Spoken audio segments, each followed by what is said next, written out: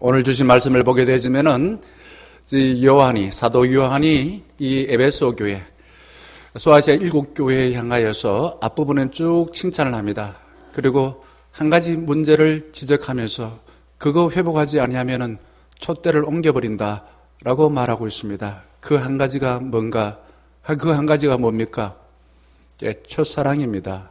처음 행위를 회복하라 이렇게 말하고 있는데, 사랑을 회복하라, 그렇게 하지 아니하면은 촛대를 옮겨버리겠다라고 하는 것이에요. 사랑이 얼마나 중요한가 하는 것입니다. 우리는 예배드리는 이유가 사랑받기 위해서, 하나님의 사랑을 받는 훈련을 하는 것입니다. 우리가 이게 옛날에 연애할 때에 사랑받을 때 기분 좋지 않았습니까? 짜릿짜릿하기도 하고, 그리고 상대방이 나를 향해서 하는 아주 그냥 작은 것에 대해서도 아주 민감하게 우리가 바라보고, 그것으로 인해서 기쁘기도 하고, 때로는 화가 나기도 하고 그랬었는데요. 그러니까 예배라는 것은 하나님과 이 연애하는 시간이다라고 생각하시면 되겠습니다. 그래서 설교 제목이 이렇습니다. 사랑은 훈련하지 않으면 어떻게 된다고요? 굳어진다, 단단해진다. 이게 결국은 사랑하지 않으면 만사가 깨어진다 이거죠. 나쁜 것이 생긴다라는 것입니다. 그런데 우리는 어떻게 생각합니까? 사랑을 감정과 본능으로만 생각합니다. 그리고 훈련받을 필요가 없다. 생각은 하지 않지만 훈련 안 받으려고 그래요. 제 애도 이제 결혼할 때가 다가오니까 결혼학교로 가서 훈련을 해라. 마침 또 그 목사님한테 이야기하니까 결혼하려면은 3주 나하고 같이 훈련을 받아야 된다라고 이야기를 하더라고요. 근데 한번 생각해 보세요. 우리가 감정과 본능은 오래가지 못합니다. 그래서 권태기가 옵니다. 어떻게 됩니까? 찢어지거나 아니면은 어쩔 수 없이 그냥 호적상에 올라 있으니까 살아야 된다라고 생각하며 사는 사람이 무척 많습니다.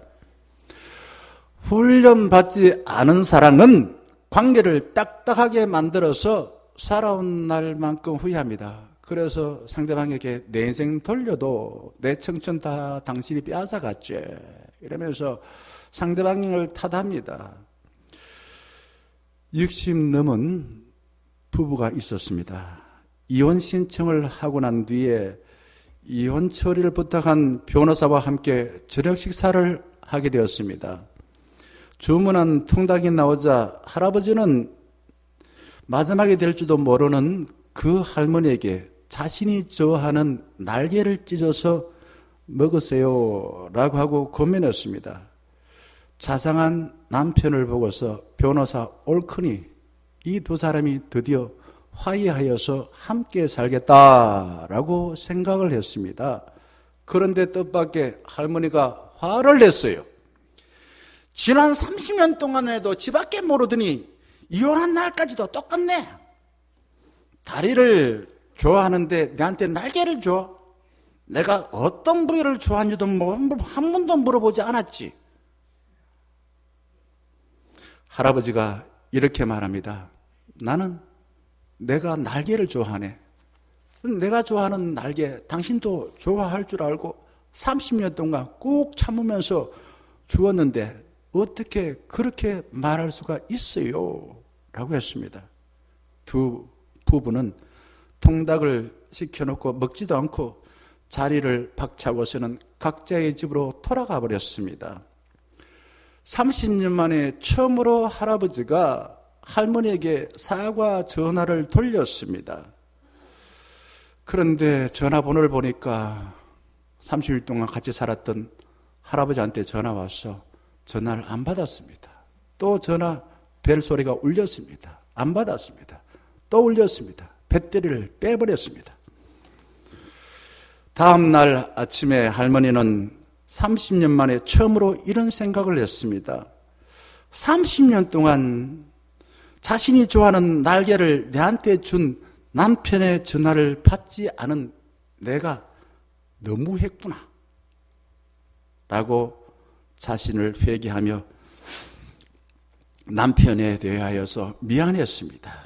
그때 낯선 번호로부터 이런 문자가 왔습니다. 전 남편이 돌아가셨습니다. 그 문자를 받고 바람같이 달려가 보니 죽은 남편의 손에 휴대폰에 문자가 남아있는데 이렇게 남아있다는 거예요. 사랑해, 미안해. 30년 동안 살면서 사랑 훈련을 하지 않다 보니 결국 후회하는 삶을 살 수밖에 없었습니다. 본문에서 보게 되면은 사랑을 훈련하지 않으면은 촛대를 어떻게 한다고요? 다른 곳으로 옮겨버리겠다 합니다. 읽지 않았습니다만은 계시록 1장 9절 말씀을 보게 되면은 사도 요한은 믿음의 형제를 위하고 예수의 환난과 나라와 참음에 동참하려고 말씀과 예수 그리스도를 증언하다가 어떻게 됐습니까? 마지막 보게 되면은 어디에 갇혀 있다고요? 유배당에 있는 거예요.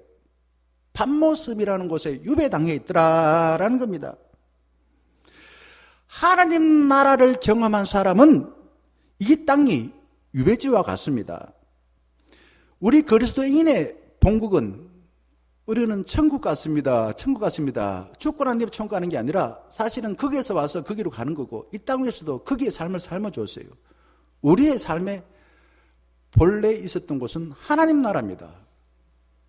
그러니 이 땅은 낯설어요. 유배지와 같이. 터키, 요한은 이 터키의 이 소아시아 7교회에 편지를 써가지고 여러 가지를 칭찬하고서 한 가지를 훈계합니다. 오늘은 이 첫 번째 교회인데 두 번째, 세 번째 비슷하게 나와 있어요. 물론 거기에 꾸중을 2가지 정도 듣는 교회가 있습니다만은 칭찬 먼저, 꾸중 나중입니다. 이 에베소 교회는 로마에 속한 자유도시로서 아데미 신상이 있고 음란과 죄악이 가득했습니다. 사도행전 19장에 보게 되면은 이 에베소 교회는 바울과 그리고 브리스길라와 아굴라, 이 아볼로가 3년 동안 섬겼던 교회입니다. 그 교회에 복음의 능력이 나타나고 부흥했습니다. 사도행전 19장 2절에 보게 되면은 이런 기적이 나타났어요. 자, 심지어 사람들이 바울의 몸에서 손수건이나 앞치마를 가져다가 병든 사람에게 얹으면 그 병이 떠나가고 귀신도 쫓겨났다. 기적이 나타난 교회입니다. 그리고 두란노 소원에서 2년 동안 바울이 유대인과 헬라인에게 말씀을 부지런히 가르쳤습니다. 에베소 교회는 부패하고 음란한 시대에서 빛과 소금의 역할을 잘 감당했다라고 볼 수 있습니다. 그리고 사도행전 20장 17절 말씀 보게 되면은 이 3년 동안 섬겼던 교회를 바울이 떠나면서 에베소 교회 장로들에게 이렇게 당부를 해요. 나는 에베소 교회를 위해 3년 동안 눈물로 기도했습니다. 갖은 시험과 회방에도 죽어도 좋다는 심정으로 섬겼습니다. 그런데 교회를 날뛰는 거짓 지도자와 이단으로부터 잘 돌봐주세요. 지도자는 다른 사람의 허물과 연약한 점을 보고 자신을 희생하여 채워주세요. 세상은 자신을 인정받으려고 애쓰지만 거듭난 여러분들은 남에게 주기를 좋아하여서 더 큰 복을 받으세요 라고 당부하였습니다. 그리고는 바울이 에베소 교회 장로들과 마지막 작별합니다. 입을 맞춥니다. 목을 끌어안습니다. 눈물을 흘리며 작별을 했습니다. 자, 그랬던 에베소 교회입니다. 그리고는 1절에 보게 되면은 사도 요한이 에베소 교회를 향하여서 7뼈를 붙잡고 7촛대 사이를 다니면서 이렇게 말해요. 2절, 3절의 내용을 제가 이해하기 쉬운 메시지 성경으로 한번 들려드리겠습니다. 나는 너가 한 일을 잘 알고 있다. 너는 수고를 아끼지 않았고 가다가 그만두는 법이 없었다. 나는 너가 악을 그냥 두고 보지 못하는 것과 사도 행세를 하는 자들을 뿌리째 뽑아낸 것을 알고 있다. 나는 너의 끈기와 내 일을 위하여 보여준 너 용기를 알며 너가 결코 나가 떨어지는 법이 없다는 것도 알고 있다. 에베소 교회가 이 주님으로부터 받은 그 내용이 가지수를 이야기하면 한 9가지 된다 그러면은 꾸중 들은 것은 하나밖에 없어요. 사실 그렇습니다. 에베소 교회는 아까도 말씀드렸습니다만은 대단한 일을 했어요. 당시 세속 문화에 잠식되지 않기 위해서 믿음의 싸움을 하다가 만 게 아니라 끝까지 했다 이거죠. 그리고 교회를 병들게 하는 거짓 가르침을 전하는 지도자들과 맞서 싸웠어요. 힘들어요 이거. 지식이 있어야 되고 그거 싸우려고 그러면 용기도 있어야 됩니다. 장로들과 교인들은 바울의 당부를 기억하고 교회를 복음 위에 세우기 위해서 헌신하고 인내했습니다. 그 거짓 지도자 중에서 니골라당이 있습니다. 이 니골라당이 뭔가? 영만 중요하고 육은 다 나쁘다라고 생각하는 영지주의입니다. 그 영지주의에 가까워요. 그래서 이 사람들은 육을 가지고 있는 것들, 가정이나 결혼을 무시합니다. 결국은 무슨 말이냐면 추상적인 생각, 하늘 위로 붕붕붕 떠다니지 현실 속에서 그리스도인의 삶을 살지 않도록 하니까 얼마나 좋겠어. 무책임한 삶을 살게 하죠. 이런 니골라당과 싸웠다는 겁니다.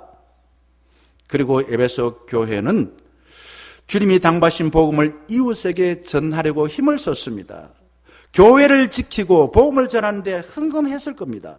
교회 일과 문제를 해결하고 회의하는 날이 많다 보니까 아마 가정에서 서로 사랑을 나누며 지내는 시간들이 적어졌을 것입니다. 저는 이 에베소 교회를 생각했을 때 부정 듣는 게 좀 억울해요. 우리 교회도 이 정도만 돼도 훌륭하다고 생각되지 않습니까? 그런데 사도 요한은 에베소 교회를 향하여서 첫사랑을 잃어버렸다고 꾸중하고 있습니다. 오랫동안 똑같은 일을 반복하다 보면 목적과 수단이 바뀌어버립니다. 제가 처음 부임했을 때 말씀드린 것이 있습니다. 부부가 20년 동안 사는 것도 대단한 겁니다. 목사와 교인들이 한 교회에서 20년 동안 같이 지내는 것도 대단한 겁니다. 오랫동안 같이 있다 보면요, 서로 자기 문제를 상대방에게 투사시켜서 니 때문에 그렇다, 니 때문에 이런 생각이 많아요. 하나님께서 나를 사랑하여 나에게 적합한 일을 주신 목적이 있습니다. 저는 그래서 삽니다. 나에게 주어진 이 시간 하나님이 나를 사랑하여 주신 거예요. 그 예배입니다. 그러면은 그 예배를 어떻게 됩니까? 지금 최선을 다해야 돼요. 그리고 예배는 끝날 시간이 있습니다. 우리 교회는 보통 12시 한 5분 정도 끝나요. 인생도 똑같습니다. 이 세 가지 자세가 중요해요. 하나님이 나를 사랑하여 나 인생을 주셨다 이거죠. 그러면 지금 이 순간에 어릴 때든 청년 때든 중년 때든 노년 때든 그 순간에 최선을 다하여서 살아야 돼요. 그러면 마지막이 있다 이거죠. 언젠가는 하나님이 나를 불러서 마지막이 되어서 거기에 대한 평가를 하실 거다 하는 겁니다. 어떤 일을 할 때 하나님의 선한 목적을 이루어야 하는데 오랫동안 일하다 보면은 입으로는 하나님을 위해 하나님께 영광 돌린다고 말하지만은 실제로는 자신을 위하여 일하기가 쉽습니다. 하나님을 주님으로 고백하지만 실제로는 내가 주인 되기가 쉽습니다. 그래서 대통령도 임기제가 있고 목사에게도 임기가 있고 우리 인생도 마지막이 있는 거죠. 하나님을 중심으로 두고 살려고 하지만은 내가 중심이 되기가 쉽습니다. 하나님께 영광 돌린다고 말하지만은 오랫동안 똑같은 일을 하다 보면은 내가 인정받기가 쉽습니다. 왜 같이 오랫동안 살았던 부부가 내 인생 돌려도 라고 합니까? 하나님께서 기뻐하신 일보다도 내 입맛대로 하기가 쉽습니다. 목적을 잃어버리고 똑같은 방법으로 계속 일하다 보면 그래요. 처음처럼 순결한 마음으로 열정적으로 일하기란 힘듭니다. 그래서 요한은 5절에서 이렇게 말합니다. 그러므로 한번 띄워봅시다. 어디서 떨어졌는 일을 생각하고 회개하여 처음 행위를 가지라. 만일 그리하지 아니하고 회개하지 아니하면 내가 너에게 가서 너 촛대를 그 자리에서 옮기리라 라고 합니다. 촛대를 옮긴다. 나에게 주신 삶을 하나님께서 빼앗아 가버리신다. 은혜 받고 사랑받고 할 기회를 잃어버린다라는 겁니다. 지난 주간에 안산제일교회 제가 태어나서 한 동네 살았던 그 여자 친구가 있는데 교회 권사예요. 오래간만에 전화를 했더니 판색을 하면서 이렇게 말했습니다. 김 목사가 전화번호 잃어버렸는데 전화해줘서 무척 고맙네. 그런데 말이야, 작년에는 내가 살기에 진짜야 힘이 들었네. 만사가 귀찮아서 허구한 날 남편과 싸우고 집을 나가고 죽고 싶은 생각이 얼마나 많이 들었는지 알 수가 없었네. 그러니 자연스럽게 교회 나가는 것도 등한시 했다네. 그랬는데 올해 들어와서 말씀이 귀에 쏙쏙 들어오고 성경 통독반에 열심히 참여하고 교회 구역과 성교회 활동 열심히고 함께 사는 가족들도 사랑스럽게 보인다네. 친구 권사는 주님으로부터 촛대를 옮길 뻔했다가 다시 회복되어졌던 것입니다. 결혼한 사람은 연애할 때는 안 그랬는데 결혼한 뒤에는 왜 당신 변했어요? 왜 당신 변했어요? 라고 상대방에게 하소연하고 나중에 원망합니다. 여기 계신 모든 분들, 결혼한 지 60년 넘으신 모든 분들, 또 결혼한 지 얼마 안 된 분들, 연애할 때는 뭐도 안 보입니다. 부모도 안 보이고, 그리고 나도 안 보입니다. 성경 찬송가 중에 그런 게 있잖아요. 세상과 나는 광고 듣고 구속한 주만 보이도다 했는데, 연애할 때는 세상과 나는, 부모와 나는 광고 듣고 앞에 있는 상대방만 보인다네. 연애할 땐 다 그랬어요. 안 그랬습니까? 그러니까 결혼했죠. 제가 19년 만에 처음 담임 목회할 때 교회는 작았지만은 전혀 문제로 다가오지 않았습니다. 교인들은 늘 제게 목사님 어떻게 빚 갚아요? 그 교회 빚이 3억이 있었습니다. 그런데 교인이 30명도 안 되었습니다. 제가 처음 예배 드린 날에 교인이 27명인가 8명인가 그랬어요. 교회 예산이 3천만 원이 안 되었습니다. 그 전해에. 매달 이자로 얼마? 170만 원을 내야 있습니다. 그것만 해도 돈이 얼마입니까? 그런데 16년 가까이 목회하면서 한 번도 이자를 연체하지 않았고 저도 큰 돈은 안 했지만은 생활비를 받아서 건강하게 살 수가 있었습니다. 그때 저는 큰 교회 담임 목사가 부럽지 않았습니다. 제가 섬기는 교회가 사랑스럽게 보였습니다. 교회가 4년이 지나자 한 많을 때는 120명 정도 출석까지 했습니다. 그리고 세 분의 장로님과 권사님, 안수 집사님을 세웠습니다. 그때부터 힘들더라고요. 그때부터. 여기저기서 불만을 토로하고 중직자들이 자기를 알아주지 못한다고 원망합니다. 왜 나를 알아주지 않습니까? 왜 내가 열심히 하는데 알아주지 않냐고 자꾸만 원망을 넘어서서 때로는 저를 비난했습니다.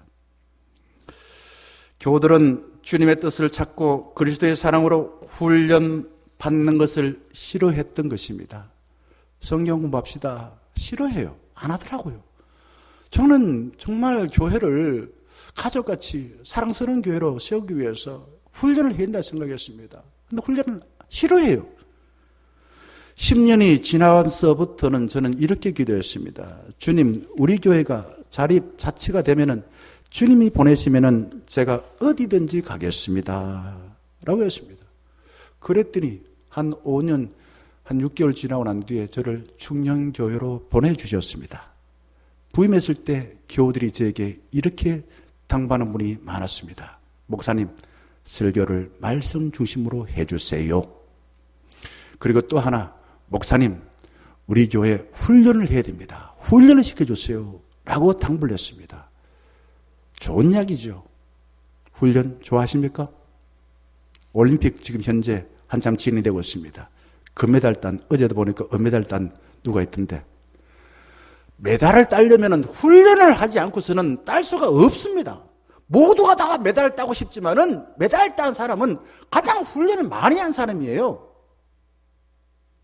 사랑의 훈련을 받지 않고 일만 하다 보면은 모든 것을 자기 자신에게로 맞춥니다.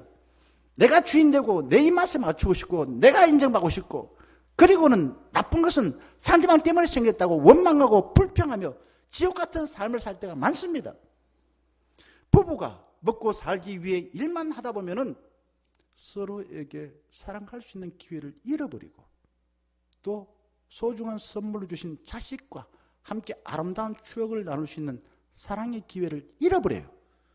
그러면 인생이 남는 게 없습니다. 일밖에 안 남아요. 저는 우리 교회를 돌아봤습니다. 좋은 전통 있지요. 그런데 와서 들은 이야기 중에, 목사님 20년 전에는 교인이 몇 명이었는데 지금은 이렇습니다. 왜 그럴까요? 왜 그럴까요?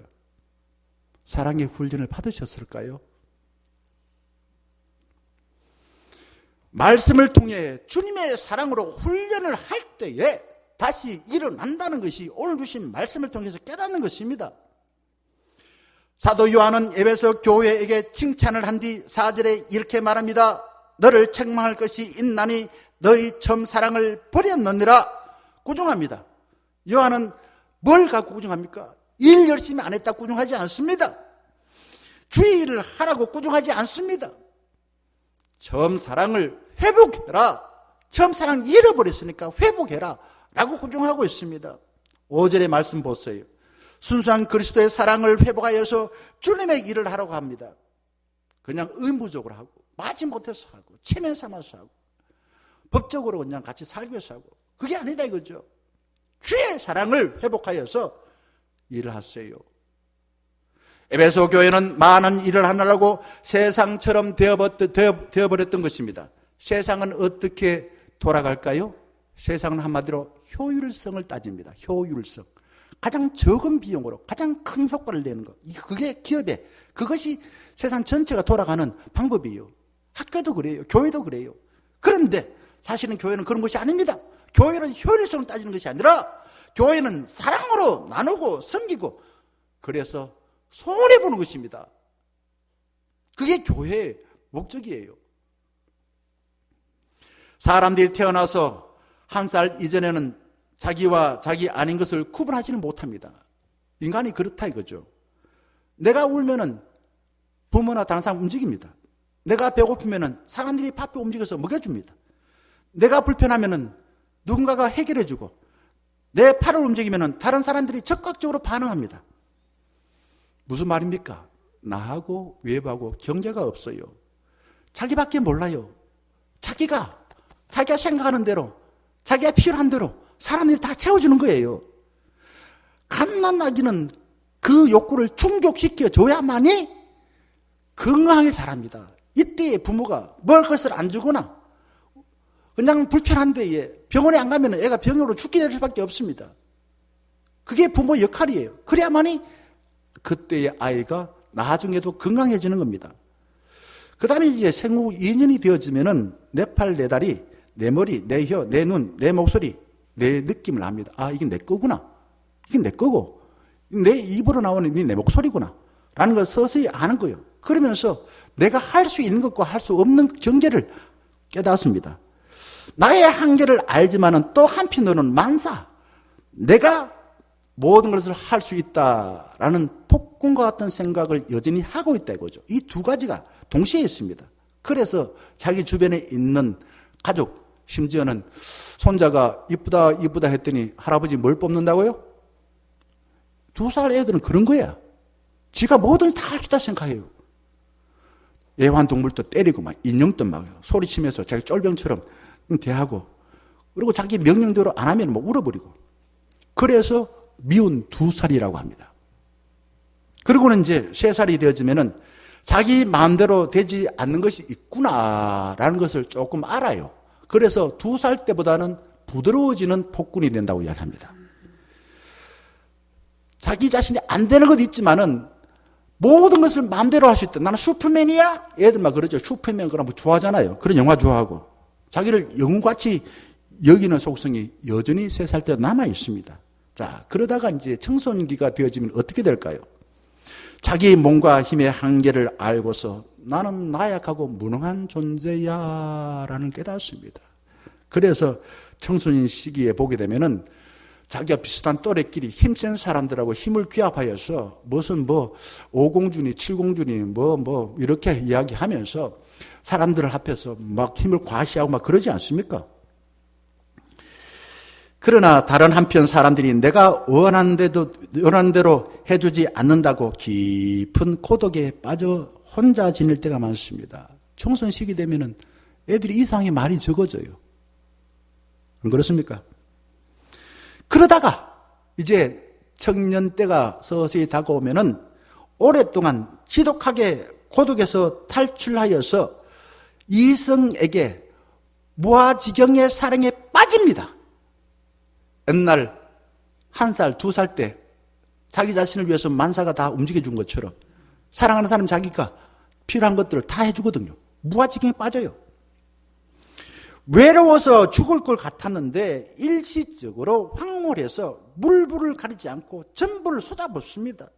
사랑하는 사람과 하나 되어서 온통 장밋빛과 같은 느낌이 들고 어떤 어려움, 어떤 환난도 이겨낼 것 같은 용기가 생겨요. 그래서 민혜 집사님 그래서 결혼했죠, 그죠? 예, 결혼한 이유가 거기 있을 겁니다. 아마. 그런데 따져보면 이거를 심리학적으로 따져보게 되면은 실제적으로는 1살이나 2살 때로 퇴행하는 것과 비슷하다 이렇게 이야기합니다. 아까 1살, 2살 때 어떻다 했습니까? 나하고 외부 사람하고 하나 되는 느낌이야. 그러다가 오랫동안 고독, 혼자 세계에 빠졌다 보니 너무너무 외로웠어. 그러니 자기를 사랑하는 사람과 하나 되는 그런 황홀한 경험을 하는 거예요. 그런데 2살 되어져서 서서히 내 마음대로 안 되는 것을 알고 3살 되어서 더 내가 내 마음대로 안 되는 걸 깨닫는다 했지 않습니까? 그것처럼 사랑에 빠진 것은 오래가지 못하고 환상에서 깨어납니다. 아하, 모든 게 내 마음대로 안 되구나. 그래서 사랑하는 부부도 각자의 취향이 있어. 각자의 생활 리듬이 있어요. 그때 되면은 한 몸 되는 황홀한 사랑에서 깨어납니다. 그러면은 어떻게 할까요? 사람들이 어떻게 할까요? 아, 저 사람 나를 사랑하지 않는 모양이다. 실제적으로는 그것도 아닌데 만사가 내가 기대하는 대로 안 되는 것 뿐이에요. 그러면은 당신하고 못 살겠다. 사랑에 깨거나 아니면은 나를 또 황홀하게 해줄 대상을 찾아서 그냥 여기저기 불나방처럼 돌아다니는 거예요. 그게 바람난 겁니다. 늘 사랑에 빠져 살면은 내 몸이 녹아서 아마 여행할 때처럼 늘 그렇게 사랑하면은 제가 생각한 데는 한 50까지 살란가요? 못 살아요. 왜? 너무 뜨겁다 보니까 오래 못 가서 내 몸이 다 녹아버려요. 그리고 일상생활 못해요. 요한은 에베소 교회에게 처음 사랑을 회복하지 아니하면은 촛대를 다른 곳으로 옮겨버린다고 했습니다. 무슨 말입니까? 교회에서 일에 빠져가지고 내가 주인되어 내 이름을 내기 위하여 살려던 자세를 바꾸지 아니하면은 그 교회에 있는 교우들, 사랑이 필요한 교우들은 기쁨이 많고 사랑이 많은 다른 교회로 가버린다 이거죠. 가출한 이유가 그래요. 가족들 중에서 애들이 왜 가출할까요? 헤일리 나웬이라는 분은요, 예일대학과 하버드대학교에서 10년 동안 교수로 가르쳤습니다. 좋은 대학이죠. 학생 잘 가르쳤어요. 그런데 교수직을 내려놓고 빈민과 장애인 공동체에서 10년 이상 섬겼습니다. 장애인 공동체인 데이브레이크에서 25살의 아담이라는 청년을 만났습니다. 처음에는 장애인 이 아담에게 어떻게 일을 해야 될지 몰라가지고 이런 자괴감이 들었습니다. 내가 일하려고 교수직을 내려놓고 여기 왔나 하는 생각을 2주 동안 했어요. 근데 3주가 지나서부터 10년 동안 이 아담이라는 장인에게 매일 목욕시켜주고 면도해주고 옷을 갈아입혀주고 산책을 하며 오히려 그에게 배우며 훈련받는 사람이 되었다라고 말합니다. 그러면서 이까지 이야기합니다. 아담 장애인을 통해서 하늘의 영광을 버리고 비천한 곳에 인간의 몸으로 오신 예수 그리스도를 보는 것 같았다.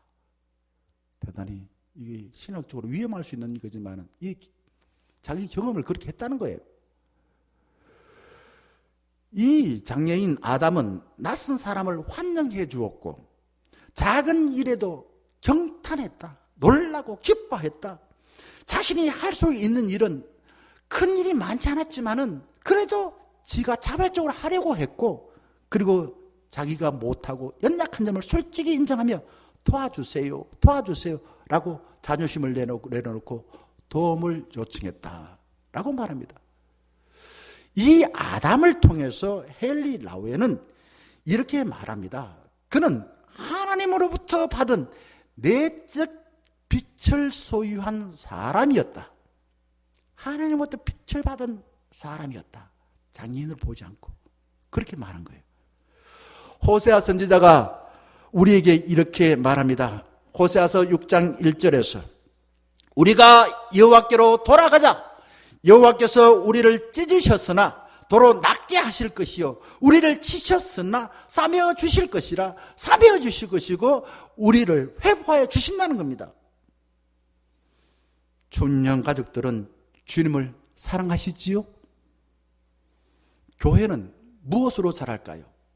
교회는 돈으로 자라는 것이 아니라 교회는 하늘로부터 내려오는 하나님의 사랑을 영양분으로 받아야 교회가 자라나게 되어지는 것입니다. 보네프 목사는 교회는 예수님을 통해 배운 사랑을 실천하는 곳이라고 했습니다. 예수님 늘 사랑할 때 예수님이 어떻게 사랑했지? 예수님 우리를 어떻게 사랑했지? 예수님 이웃을 어떻게 사랑했지? 그 사랑으로 교회에서 사랑하는 것이 교회라는 겁니다. 교회는 예수님에게 사랑하는 훈련을 받았어. 이 사람 저 사람 내하고 친한 사람 안 친한 사람 교회 오래 다닌 사람 적게 다닌 그런 거 안 따져요. 요즘 말로 말하면 닥치고 주님의 사랑으로 다른 사람을 사랑하는 것이 교회인 것입니다. 7절 말씀에 마지막에 이렇게 말합니다. 귀 있는 자는 성령이 교회들에게 하신 말씀을 들을지어다. 이기는 그에게는 내가 하나님의 낙원에 있는 생명나무의 열매를 주어 먹게 하리라. 좋은 말씀입니다. 에덴 동산의 생명나무의 그 열매를 먹고서 영생에 참여하는 삶을 살게 된다는 겁니다. 성령님의 가르침에 따라서 회개하고 사랑의 훈련을 받게 될 때에 이런 복을 우리에게 주신다는 겁니다. 폴 트루니에라는 기독교 정신과 의사가 선책에 보게 되면 이런 말을 합니다. 성령님에게 우리의 오염된 귀를 핥아달라고 요구하세요. 우리 귀가 오염되어 있어. 너무 세상에 나쁜 소리를 많이 들어가지고 나쁜 소리가 진짜 좋은 줄 알고 오염되어 있어. 그래서 진리의 말씀을 자꾸만 거부하고 나쁜 걸 받아들여 살고 싶어 해. 그러니 성령님이 우리 귀를 핥아주세요. 아주 자극적인 말을 썼지요. 우리에게는 에바다. 예수님이 듣지 못하는 그 사람의 귀에 손을 넣고 듣게 만들어주며 에바다 라고 했습니다. 이 에바다의 은총이 필요합니다. 성령님은 우리를 새롭게 창조하시고 구원하시고 위로하시고 인도해 주시고 만물을 새롭게 해주십니다. 그런데 세상과 악한 영은 자꾸 분리시킵니다. 이 사단이라는 것은 다른 게 아니라 분리시키는 거예요. 저는 정치하는 사람이나 모든 사람이 자꾸 분리시켜서 상대방을 비난하고 자기를 강화시키는 그런 짓을 하지 말자. 하나 되는 방법을 찾자. 하나 되는 방법을, 통합하는 방법을 찾자. 아까 김장로님 기도하실 때 그렇게 하시는데 남과 북도 평화되는 방법이지 전쟁하는 방법을 찾자. 이런 거 아닙니다. 그럼 안 돼요. 사단은 디아볼리스, 이게 뭐냐? 하나님 관계를 떼놓는 게 사단이 하는 일입니다. 그래서 남에게 원망하고 불평하고 헛된 욕망을 쏟아붓게 합니다. 성령님은 다릅니다. 우리를 막고 있던 경관벽을 허물어버리고 주님과 연결하여 예수 그리스도의 사랑을 배우게 합니다.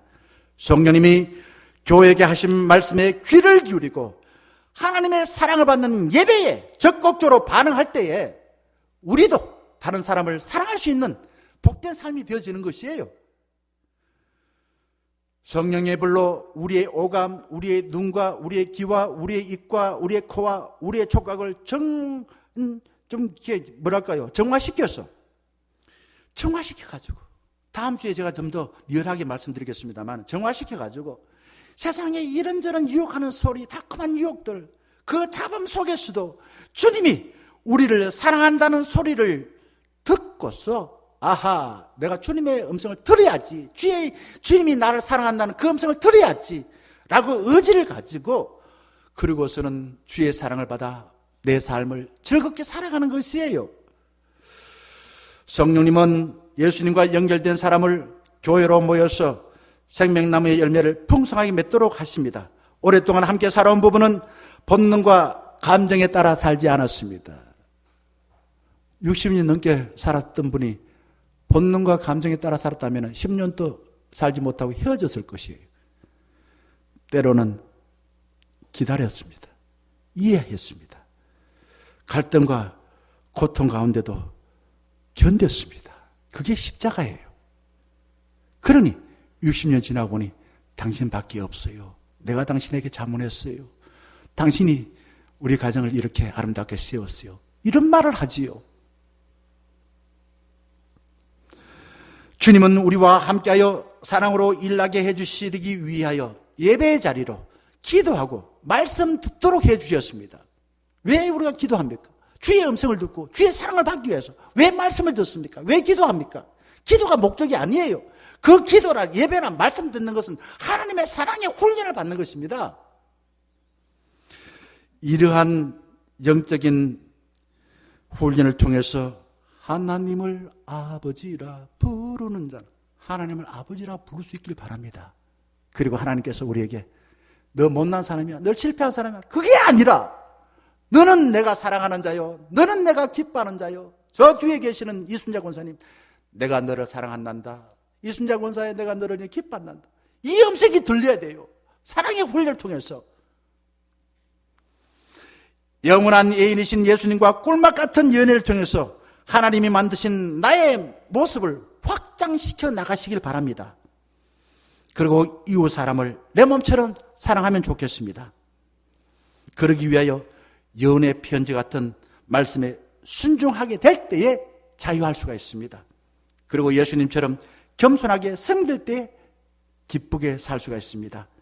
예수님과 연합할 때 성숙한 사랑으로 생명의 풍성한 열매를 맺을 수가 있습니다.